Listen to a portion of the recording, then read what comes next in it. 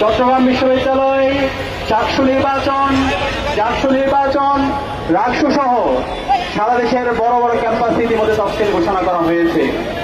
কিন্তু আমরা দেখতে পাচ্ছি এই ছাত্র সংসদ নির্বাচন তফসিল ঘোষণা করার পরে এই নির্বাচনকে বানচাল করার জন্য প্রকৃত ফ্যাসিস্ট এবং তার দোসররা একই সাথে নব্য ফ্যাসিস্ট হতে যাওয়া একটি দল বিভিন্নভাবে ষড়যন্ত্র করছে। আমি সারা দেশের মুক্তিকামী সংগ্রামী ছাত্র জনতাকে অনুরোধ করব, এই ষড়যন্ত্রকারীদের ষড়যন্ত্রকে নস্যাৎ করতে হবে। তাদের ব্যাপারে আমাদেরকে সতর্ক থাকতে হবে। তাদের সাথে আজকে যুক্ত হয়েছে কালচারাল ফ্যাসিস্টরা। গত 16 বছরে বাংলাদেশে যারা ফ্যাসিবাদ কায়েমে সহায়তা করেছিল, যারা আমাদের আলেম ওলামা হত্যাকে বৈধতা দিয়েছিল, যারা গুম, আইনাকর, নির্যাতন, নিষ্পেষণকে বৈধতা দিয়েছিল, যারা হাসিনার দালালি করেছিল, তারা আবার নতুন ভাবে ষড়যন্ত্র চক্রান্ত করছে। এই কালচারাল ফ্যাসিস্টদের বিরুদ্ধে, এই দিল্লির এজেন্টদের বিরুদ্ধে আমাদের ঐক্যবদ্ধভাবে প্রতিবাদ প্রতিরোধ জারি রাখতে হবে।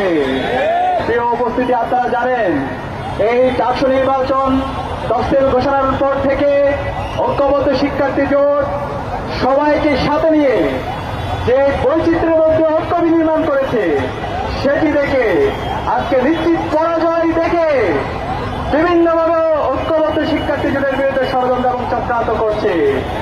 আমাদের যারা নারী প্রার্থী আছে, সেই নারী প্রার্থীদের বিরুদ্ধে ক্রমাগত সাইবার বুলিং করছে, ক্রমাগত তাদের বিরুদ্ধে তারা বিষপ্রকার করছে। আমরা আমাদের যে প্রার্থীরা আছে সেই প্রার্থীদের বিরুদ্ধে যে সাইবার বুলিং হচ্ছে, সেটার বিরুদ্ধে আমরা বিশ্ববিদ্যালয় প্রশাসনকে লিখিত অভিযোগ দিয়েছি। আপনারা জানেন আমাদের প্রার্থী সাবিকুল্লাহ তামান্নার ছবিকে কিভাবে বিকৃত করা হয়েছে, যে হিসাব প্রক্রিয়ার মাধ্যমে গত 16 বছরে খুনি হাসিনা এবং তার দোসররা আমাদের নারীদের অধিকার ক্ষুণ্ণ করেছিল।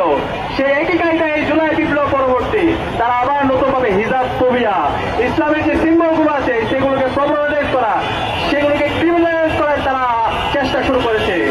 আমরা বিশ্ববিদ্যালয় প্রশাসনকে অনুরোধ করব, যারা এই সমস্ত হিজাব ফোবিয়ার সাথে জড়িত আছে, যারা নারীদের বিরুদ্ধে সাইবার বুলিং করছে, যারা হ্যারাসমেন্টের সাথে জড়িত, তাদের প্রত্যেকের বিরুদ্ধে দৃষ্টান্তমূলক বিচারের আওতায় তাদেরকে নিয়ে আসতে হবে। এবং একই সাথে আমরা দেখতে পাচ্ছি গতকালকে একজন নারী শিক্ষার্থীকে ঢাকা বিশ্ববিদ্যালয়ের একজন শিক্ষার্থী, আমরা তাকে বলছি বিকৃত মস্তিষ্কের শিক্ষার্থী, সে শব্দ চয়ন করছে, সেটার আমরা সাথে সাথে প্রতিবাদ জানিয়েছিলাম। আমরা বিশ্ববিদ্যালয় প্রশাসনকে লিখিত অভিযোগ দিয়েছি তার বিরুদ্ধে ব্যবস্থা নেওয়ার জন্য। কিন্তু আমরা দেখতে পাচ্ছি সে অপরাধীকে দায় মুক্তি দেওয়ার জন্য সে আগের কায়দায় শিবিরের উপর দায় দিয়ে দেওয়া রাজনীতি শুরু হয়ে গিয়েছে। আমরা বলতে চাই এই দায় দিয়ে দেওয়ার রাজনীতি চলবে না। যে অপরাধী তাকে বিচারের আওতায় নিয়ে আসতে হবে। আমরা দেখতে পেয়েছি যে আলী হোসেনকে শিবির করে তারা চালিয়ে দিচ্ছে, দায় দিয়ে দিচ্ছে, সে আলী হোসেন ছাত্র দলের সাথে কানেক্টেড। ছাত্র দলের অসংখ্য প্রোগ্রাম তার ফেসবুক আইডিতে সে দিয়েছে। সুতরাং এই ধরনের যদি আপনারা দায় দিয়ে রাজনীতি করেন, আপনারা গত 1 বছর ধরে যে কাজগুলো করেছেন জাতির কাছে পরিষ্কার, কারা আমাদের নারীদের শ্লীলতাহানি করে। ঢাকা বিশ্ববিদ্যালয়ের শিক্ষার্থীরা যারা 2002 সালে শামসুন্নাহর হলে কিভাবে নারীদের উপর নির্যাতন করা হয়েছিল, নারীদের মধ্যে কিভাবে নির্যাতন করা হয়েছিল, গত 1 বছর জুড়ে 44টার উপর দর্শন করেছে, যারা আজকে নারীদের অধিকারের কথা বলছে। এভাবে আমরা প্রতিদিন পত্রিকার পাতা খুললে এই নারীদের শ্লীলতাহানি থেকে শুরু করে হ্যারাসমেন্ট থেকে শুরু করে সব কর্মকাণ্ডের সাথে আমরা তাদের জড়িত থাকার অভিযোগ খুঁজে পাই।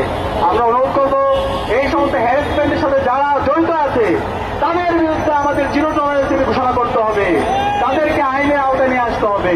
ঐক্যবদ্ধ শিক্ষার্থী জোটের পক্ষ থেকে আমাদের প্রতিজ্ঞা হচ্ছে প্রতিটি ক্যাম্পাসে নারীদের জন্য নিরাপদ ক্যাম্পাস গড়ার আগ পর্যন্ত আমরা থামবো না, আমরা আমাদের লড়াই চালিয়ে যাবো ইনশাআল্লাহ।